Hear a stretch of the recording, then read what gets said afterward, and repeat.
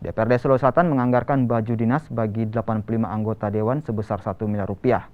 Baju dinas ini terdiri dari 3 jenis, yakni pakaian sipil harian, pakaian sipil resmi, dan pakaian dinas harian. Sekretaris Dewan DPRD Sulawesi Selatan, Muhammad Jabir, menyatakan nominal ini dinilai wajar karena jumlah satuan dari baju tersebut mencapai Rp750.000. Selain itu, proses pengadaan barang dan jasa sudah sesuai dengan aturan dan telah melalui proses lelang. Muhammad Jabir menegaskan, dengan dibuatnya baju dinas tersebut membuat pengusaha jahit baju kembali bangkit di tengah pandemi COVID-19.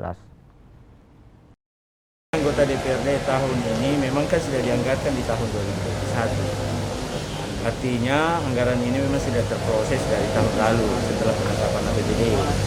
Dia berikut bahwa pengadaan baju dinas anggota DPR ini kan landasan hukumnya jelas, ada landasan hukumnya jelas, itu PP 18 2017 tentang hak kedudukan dan keuangan DPRD. Artinya di situ dimungkinkan untuk difasilitasi pengadaan baju dinas anggota DPRD sesuai kemampuan keuangan daerah.